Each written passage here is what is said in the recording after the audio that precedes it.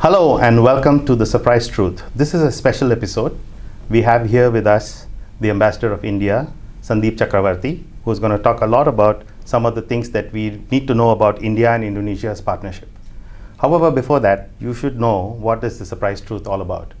So The Surprise Truth is actually a timely insight that can change your life forever, mainly because you suddenly know something which you did not know earlier, and that creates an aha moment or something like, oh, I wish I knew that before.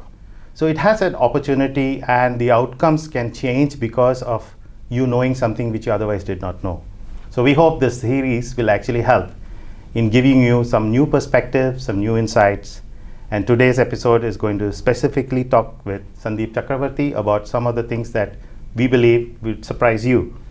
So welcome, Ambassador Sandeep. And I know that you've been in Indonesia now for some time. And before that, I'd like to know a few things that you'd like to share about India. What are the surprise truths about India that you think the people of Indonesia should know? Because I am aware that actually there are a lot of things which people are not aware of. And you being a diplomat who's come into this country would know what is that gap. So over to you on that. Thank you, Sachin.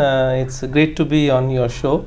I have seen a few episodes already, and I like this concept of surprise truth because we all have our aha moments, and I think the Aristotle moment. When so I don't know when you have your aha moment, but sometimes I have aha moments when I am asleep or dreaming. Yeah. And mostly when I am taking my morning walk, when I think and oh, this could be the solution to some of the problems that we face.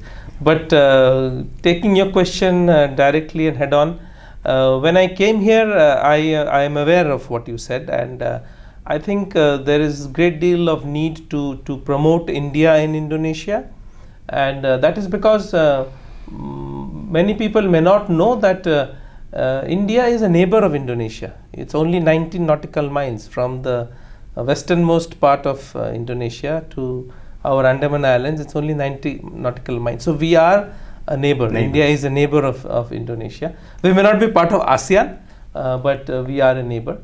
And also that India is on its way to becoming the third largest economy in the world. India is the largest country in the world in terms of population. India is a young country, just like Indonesia. India is a democratic country. It's the largest democracy. And I think there are many factors, both in the historical past, which tied India and Indonesia together. And I was surprised to see many contemporary linkages between India and Indonesia, and I can talk about that later. But what I want to say is that there is a huge economic motor, a powerhouse right next to Indonesia. And I think both countries will benefit more if we get more integrated and we work together, our economies work together for the betterment of our people. Okay.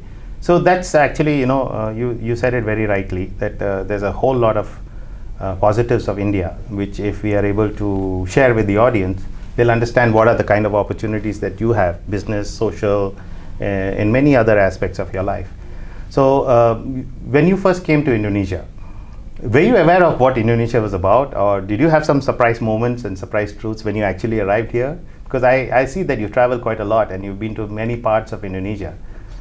I have actually, you will be surprised to know I had traveled to almost all countries of ASEAN, and also in the Far East, Japan, Korea, China, even North Korea I've been to. But somehow I missed coming to Indonesia before I became I was named ambassador to Indonesia, and maybe it was good because it held a lot of surprises for me, and I continue to be surprised every day by Indonesia. What an amazing country it is. To me, it is the only true Indo-Pacific country. It has its shorelines in both the Indian Ocean and the Pacific Ocean. Yeah. It is a huge geography. It is a archipelago. The politics and the geography and the dynamics of an archipelago are very different from countries which are land masses. Yeah. So every day one learns new things about Indonesia. Its cuisine, its people, languages, We all know about Bahasa Indonesia, but there are so many languages with its scripts. And right now I'm reading a book on Prince Diponegoro. And he was a very avid fan of speaking in Javanese. And Javanese is a very, very evolved and sophisticated language, where the way you speak to your friend or to your elders or to people who are junior to you is all very different. Yes. So it's fascinating the kind of language it is, the words that are used, and we find a lot of commonalities with Indian languages. I firmly believe that at one point of time Indonesia and India belonged to the same cultural space. So these all cultural creations are legacy for both the peoples of India and Indonesia. Okay. And that brings us so close together. So many people say we should not always talk about the past. I think we should talk about the past, because that gives us the base to talk about the present and the future. So every day I'm fascinated by Indonesia. It's a very vibrant democracy. There are not too many examples in the world, and I mentioned that Indonesia is such a diverse, multi-religious, multi-ethnic country. And when I came here, I found there was a Hindu population in Indonesia. But you see, when I thought through it one day, I realized that this is the only Hindu population in the world which is not of Indian subcontinental origin. Yes. Okay. Hindus in other parts of the world, whether they're in Mauritius or in Suriname or in the United States or in Guyana or in Fiji or in Malaysia or elsewhere, even the diaspora here, is of Indian subcontinent. Whether they must have come either from India, Pakistan, Nepal or Bangladesh. This has been the typical Indian subcontinent. But the Hindus who are in Bali or in Java or other parts here, Indonesia, they are Indonesians. They may have been influenced by an ideology at one point of time, or a philosophy or a thought process or ideas which may have come from India, originated from India, or maybe even Buddhism, the messengers who came from after Ashoka's time. But they are Indonesian people, and this is something, it's quite very amazing, unique. Very, very unique. Indonesia is very, very unique, particularly when coming from a Hindu majority country like India, where, when you see Indonesia, this is the only other, country outpost in the world. There is no other. And I have done some fact checking. Yes. I found that in Vietnam there are communities who have these kind of rituals and practices like in India, but they are Buddhists. Then even in Laos I found, and even in Japan, our goddesses and gods are worshipped, Lakshmi and others are worshipped. But they are done in the Japanese Shinto or whatever Buddhist way. But truly Hindu practices are followed in Indonesia only, which is, I think, really a surprise truth. Correct. You see, one more surprise truth that I would like to inform people in Indonesia is that Indonesia is a Muslim majority country. Similarly, we also have the world's second largest Muslim population, almost 200 million people. And there are a lot of these, cultural, religious ties between religious institutions in Indonesia and India. Students go to Aligarh Muslim University, and this has been going on for a very, very long time. And I've been to Aceh and other parts in western, northwestern Indonesia. Many people said that the first preachers who came were actually from Gujarat, and there are lots of Indian origin people in Aceh actually. And do you know the full form of Aceh? No. It is America, China, Europe, Hindustan. That is the kind of link that people see there. You go to the shops, there will be T-shirts like that, Aceh, like that. And many people have become so much Indonesian that you can't even find out. Sometimes we were moving around with people in the university, and somebody said, he is Indian. And I said, how? And he said, look, he has so much of facial hair. So that makes him more Indian. I said, I don't know, maybe. Also, I believe in other parts of Sumatra, there are communities who have come here hundreds of years back, and now they are very much part of the Indonesian ethos. So a lot of intermixing of culture has happened. Correct. And it reflects in the way Indonesia is today. It's a very open kind of a tolerant and very inclusive kind of a society, and very patient, and because they have seen the world for thousands of years. So that's a good point. Actually, the surprise truth here is between India and Indonesia, the largest Muslim populations are Indonesia and India in succession, and that's 500 million people. Yes, yes. And that's a huge, I would say, block of people with shared values. Absolutely. I think that's something that we should, be aware of. Absolutely. I believe again that India and Indonesia are perhaps the only two countries which are trying to get developed and rich in a democratic framework. Yes. Okay, the West and Europe were rich before they became democracies. Some other countries have become rich in the neighborhood, but they do not really belong to the democratic framework. So India and Indonesia are actually good examples for the world, and that we are able to do that. We are moving towards Indonesia EMAS, Golden Indonesia by 2045, Viksit Bharat or Developed India by 2047. Similar trajectories. And again, I was surprised by the foreign policy and diplomatic viewpoint of Indonesia also, in the sense that I found striking similarities with India. Free and active, compares very nicely with what we have as strategic autonomy. And we don't want to belong to any bloc. We work with different partners. We believe in plurilateral systems or multipolarity. I think similar is the view in Indonesia. So I am quite comfortable in Indonesia. I feel at home. I'm happy with the cuisine. The weather is also quite similar to most parts of India, although we don't have seasons here. But the rains and the heat is very much like back home in India. Correct.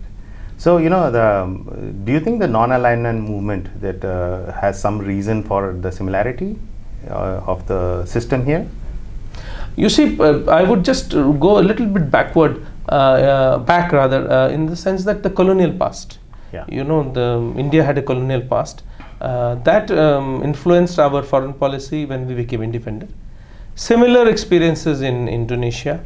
The Bandung conference of 1955 will celebrate the 70th anniversary next year in 2025. Was a watershed moment where there was no European or Western participation in the Bandung conference. That's I believe there was one French diplomat who was an observer, but it was a gathering of Asian and African nations. Correct. And Indonesia was the first nation, colonial country to get freedom in 1945, 2 years before India. Although it took them about 4.5 years to really assert their independence, because we all know what happened after the Japanese left and the Dutch tried to take back Indonesia.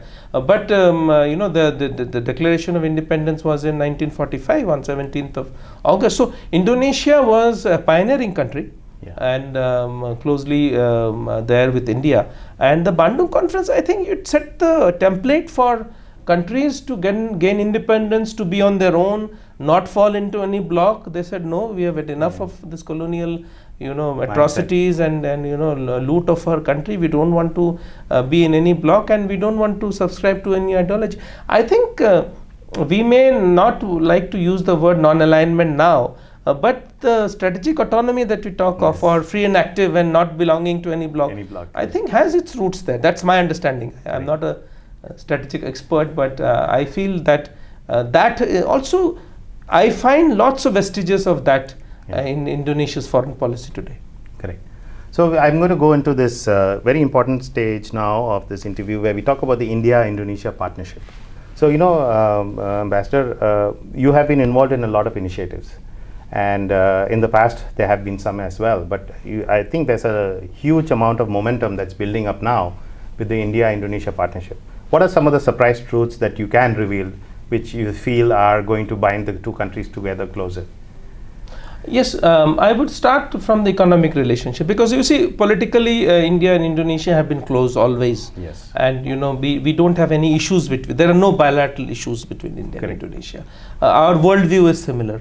We are on the same side on many of the issues that the world faces today, whether it is on climate change or it is on G20. We are together in G20. That's true. We actually worked very closely with Indonesia for the Bali G20 in 2022, and Indonesia supported our G20 presidency. Coming from there, I would, again, a surprise truth for me was, I was quite impressed by the base that we have in terms of economic activity and presence The footprint. here in India. The footprint is there. You see, everybody talks of potential. I will also talk of potential. But if just talking of potential without a base, I think is a bit disingenuous. Correct. Here we have the base. I was, again, surprise truth for me, I was quite startled to find out that there are more than 80 Indian headquartered companies operating in Indonesia. The headquarters is in India, but they are all here as PT companies. Correct. They're doing business for years. There are even public sector companies. There are 2 banks. There are public sector companies. There are private sector companies. And they are quite well established here. And they have formed part of the Indonesian DNA now, means in the sense that they are Indonesian companies and they are doing localized, and you know they are in many sectors, you know, whether it is in engineering or in consumer goods or in you know, mining, and in many sectors. So that is a strong base to work on, to start with. Then there is a sizable diaspora in Indonesia. Diaspora constitutes of 2 kinds of people. One are those who came here during the colonial times, but they are now Indonesians. It's very difficult to hazard a guess about the numbers because there's no data but some people say, and I would rather agree with them, that it could be about 100,000 people. Okay. Then there is a diaspora which constitutes of Indian nationals. There again, from the data we got from DG Imigrasi, could be about 15,000. So about 115,000 people of Indian origin here. They are a huge ballast to the relationship. You know, they are very well regarded here. There's a positive inclination towards them. They are contributing to the economy. And right now I am doing the maths of the kind of jobs that we are creating. I mentioned the Indian companies, I mentioned the diaspora, I mentioned the Indonesian Indian diaspora, the Indian diaspora. We also have professionals here contributing to the economy, whether they're working in Indian companies or even multinational companies. You know, I find in many European and other companies there are professionals who are performing specific functions and adding to the economy of Indonesia. So I am trying to do numbers on the kind of jobs that we create, and I think that is quite staggering. The third point I would like to make is the tourists. You know, India is the second largest contributor of tourists into, you know, your friend and very well regarded to me as well, Sandiago Uno, always doesn't miss an opportunity to highlight this in any interaction that we have had, that, you know, India is the second largest tourism contributor to Indonesia. And in the last 7-8 months, we have been able to restart direct air connectivity. 3 flights are operating every day from Indonesia to several parts of India. We hope to have more. And you know, we are also looking at replicating some of our own experiences in Indonesia. Recently we had a delegation go from here looking at our digital you know, infrastructure, digital public infrastructure, whether it is the unique ID or digital payments or digital lockers or other value-added services that is possible. We are also looking on providing some kind of support for the midday meal scheme that Pak Prabowo is thinking of launching in Indonesia. We are also looking at blue economy, on how because Indonesia is a maritime country, you know, you are surrounded by oceans on all sides. So, you know, it is a pioneer in terms of the regulatory framework in maritime economy and blue economy. There's learning for India from Indonesia and vice versa. So these are the new areas where, you know, we want to get involved in the digital ecosystem, in startups. There are a large number of Indian owned startups in Indonesia, and they are contributing to the economy. So I was quite surprised by the strong base we have. Now, how far we go and realize the potential, that will depend on several factors. It will depend on how much Indian companies are investing in Indonesia. There is this policy of the government of downstreaming and reducing import. I think that's a very pro-Indonesian policy, and Indian companies can support it. So any company which comes here, I encourage them to open shop here, become an Indonesian company. Then, you know, the regulatory framework is much more convenient.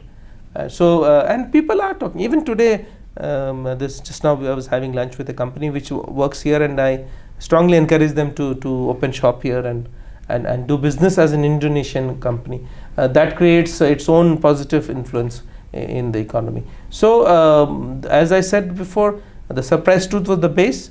The surprise to others will be how much we can work on that base, and in the next 2-3 years see how much more we contribute to the economy of Indonesia. Another surprise truth was the size of the trade. Yes. You know, it was $40 billion of trade we had in 2023, which is quite an astounding number in terms of, I think India is Indonesia's 5th or 4th largest trading partner. So that's also quite something, you know, and anybody I tell this figure is surprised. And I think again the trade is looking northwards, and we benefit from the trade with Indonesia, and also Indonesia benefits. My challenge is, of course, as an Indian diplomat, is to reduce the trade imbalance. Yes. On that we are working, but we buy things that we need from Indonesia. So how about FDI? I mean, so what do you think is the way forward for more FDI to come in? Either way, from here to there or there to here. You see, there are 2 points here. One is that there are several Indian companies which invested here in the past and are now basically have become Indonesian. The best example is, of course, Indorama. So they came here in the 70s and then they set up shop here, and they've done very well, and now they are a global multinational. Correct. So I would not say that Indorama is an Indian company in that sense. It is an Indonesian multinational.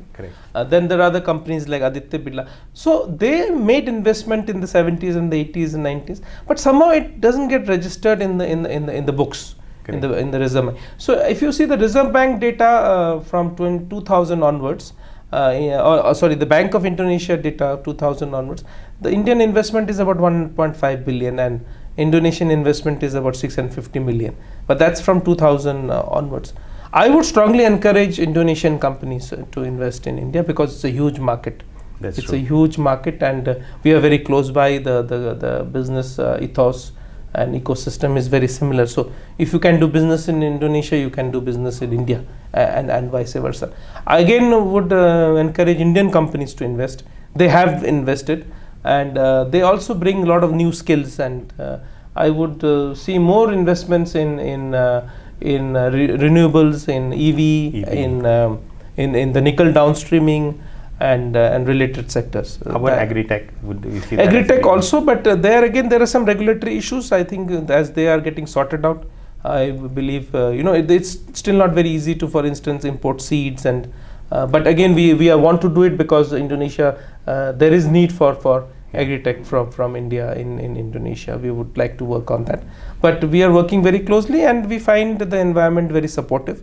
There is interest in working with India, and there is great deal of positivity which one should harness. And I think there are a lot of surprise truths of the cooperation that happened during COVID, for example. Would you like to touch on some of the healthcare related collaborations and cooperations that we've been having?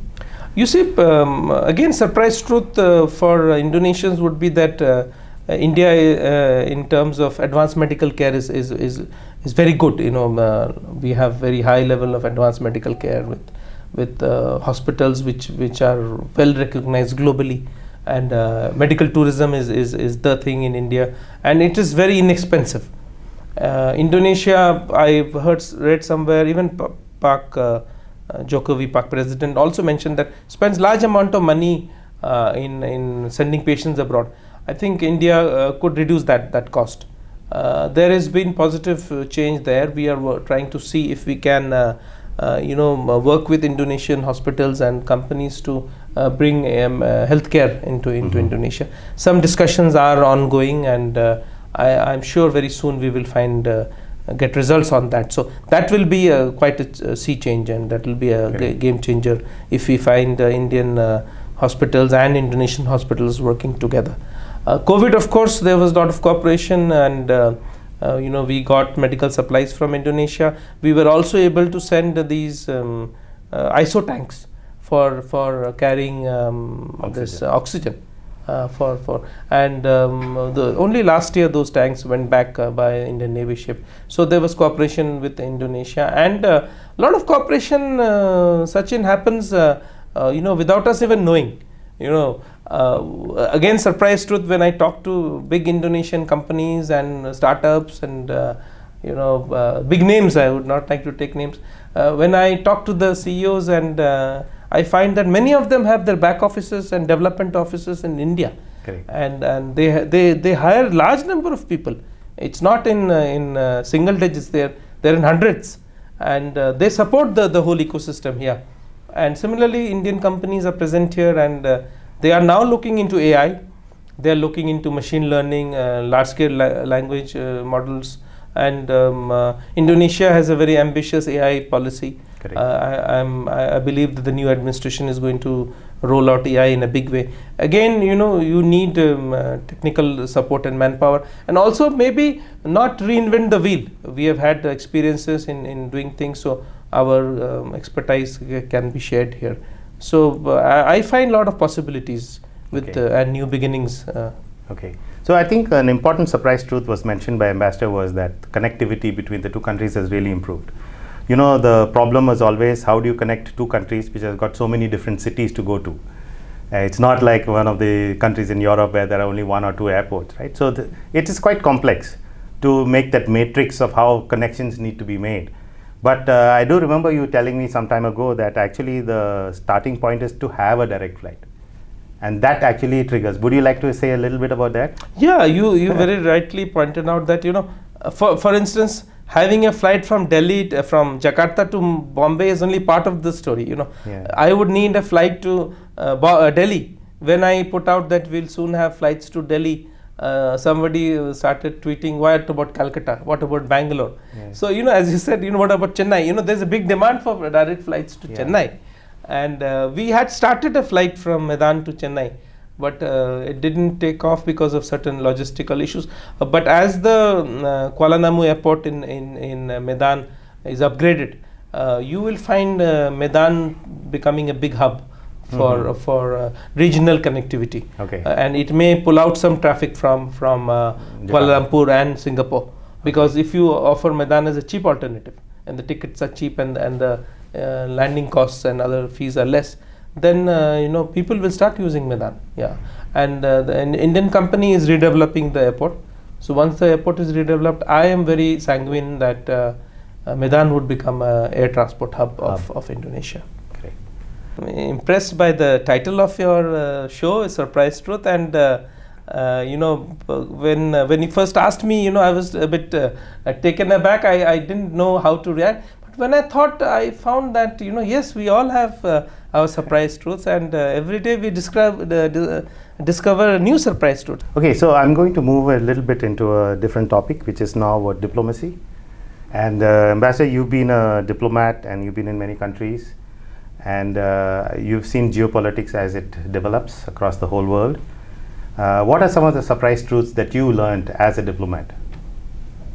Well, you see, we all represent our countries. You see, that's our primary, and national interest is our primary goal. But I think as diplomats, we should also never forget that we are also humans.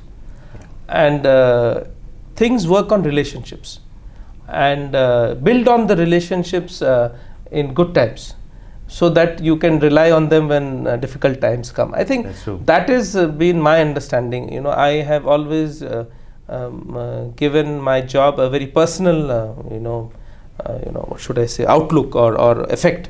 I don't. When I deal with somebody, I of course I am aware that I am ambassador or an Indian diplomat, but I try to deal with the person at one-to-one level, as a human being, and that has stood me in good stead, and that I think always works. And some of the successes that Indian diplomacy has had in the past, in the recent past rather, is because of these fantastic relationships that our leaders have had with each other, whether it is prime ministers or foreign ministers or our diplomats at the highest level. Even at very functional levels, people know each other, they talk to each other, and they have been able to solve problems. And one example of that was how we were able to extricate our students from Ukraine when the war started. That was entirely because of the kind of chemistry and relationships that our leadership was able to build. So diplomacy is, of course, protecting your national interest, and talking and and trying to find a solution short of war. But those solutions will only come when you're able to build personal rapport and connections. And I think it matters, and particularly in a country like Indonesia, I see the value of relationships. You know, you have to understand what the person is trying to say. You know, the Javanese culture is sophisticated, so one has to try to understand the message. But I would put building personal contacts and relationships very, very high as a skill that a diplomat needs to have. And end of the day, only that delivers. So has a diplomat's role changed over the last 20 years, let's say? Is it the same, or do you see there's a different kind of role that you need to fill? You see, it's a very good question. I feel that today a diplomat has to be multi-talented, in the sense that he has to fire on all cylinders. Sometimes he is doing political work, sometimes he is doing, or she is doing economic diplomacy, cultural diplomacy. You should be able to talk about films one evening, and next day you should be able to talk about, you know, finance, and one day you can talk about blue economy, the other day you are able to talk of green growth. So I think, you know, the job has become very, very sophisticated, complex, and challenging. But I think that also makes it more interesting. You're every day learning new things, doing new things, and making new friends, and trying to push the frontiers of the relationship. You see, in the past, let's say, non-aligned movement tied India and Indonesia together. Today, I would say that my glue would be digital India, or digital payments, or blue economy, or you see, investments, or more trade with Indonesia, or how we can participate in the downstreaming of policies of Indonesia. So these are the new areas that a diplomat has to deal with, and for that you need knowledge. You have to understand, you have to meet a lot of people. You cannot be an introvert and be a diplomat. You have to talk to people, you have to meet, you have to do interviews like this to convey your message. So I think it is becoming more multifaceted, more challenging, and at the same time more demanding and interesting. Okay. So in your career, I would say that being a diplomat of a G20 nation, within the G20, and being assigned to a posting in a G20 country puts a very different kind of challenge. So obviously you would have been groomed yourself from a very young age to become what you are today. Is that the case, or did you see yourself doing something else as you were growing up? What's the surprise truth in your growing up story that you felt took you to a path towards success in the area of diplomacy? Well, to be truthful and to be frank, I am an accidental diplomat.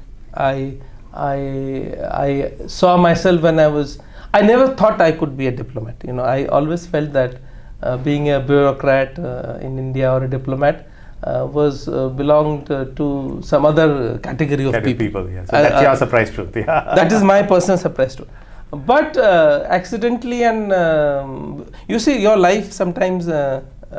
Outcomes in your life sometimes a lot of it depends on your friends. Correct. Kind of people you move around with. As they said, you should always, a man is known by the company he keeps. So yes. I thought very true for me. So I was tricked into becoming a diplomat by my friends, and after I became one, I thought, why this should have been my profession. I have taken to it with lot of gusto, as they say in Spanish, and I enjoy being one, and I believe it's the best job for me, best job that I could ever have got. And representing a country like India is, of course, really it touches us. It gives a good feeling, and the way India is going and the way India is doing well, the pride that you feel in representing India is something very, very special. But now that I became a diplomat and also now an ambassador, I feel that what else could I have done? This should have been my choice very, very early when I was planning, or maybe not planning my career when I started working. But that is really surprise truth for me. Yeah. Do you see young people know enough about this career? Are there some things that you would like to just tell the youth of today, that how should they career themselves, or propel themselves towards an interesting career like yours?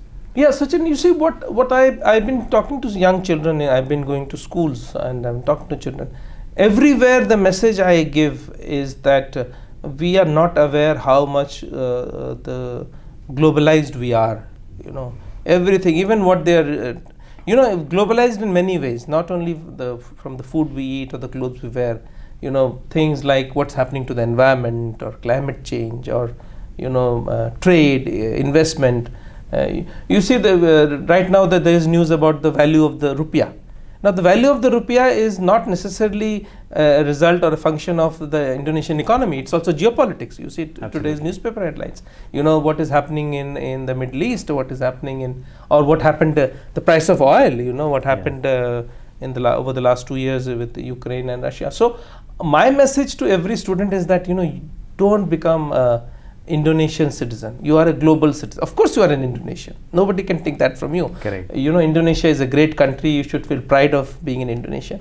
But always think yourself as a global citizen, because whatever you do has a global impact, and what the world does also impacts you. So this consciousness is very, very important. Sadly, in many parts of the world, young people do not understand that. And even if they're understanding, it's very limited to what's happening in the social media space. Correct. Okay, that's not the entire world. Social media reflects the world, but it's not the real world. And so they should go beyond that. They should understand other cultures, other countries, travel. Seeing a country on your TikTok or your Instagram doesn't mean you've been there. So what is needed is the personal interaction, not necessarily through a phone or a mobile application. So I message I give is that you should be globally aware, and if you are a global citizen, whether you are a corporate or you are a teacher or a diplomat, you will always be in a good position. You should be able to contribute much better. Correct. And you should also be aware of kind of message then you give to your own friends, family, children, that why something is happening. There are issues in the world. It's important to understand and not get carried away by emotions. Correct. So that was the Surprise Truth episode with Ambassador Sandeep Chakravorty, the Ambassador of India to Indonesia. And I think we learned a lot of things that are surprises, not only for us, but also for some of the people that are watching the show. And I hope that this will inspire you to have different outcomes in your life. That's the whole idea of the Surprise Truth. A timely insight can change your life forever. So thank you for being with us. And please like and share this with all your colleagues and friends if you feel that there's something that can be of use to them as well. And see you at the next episode.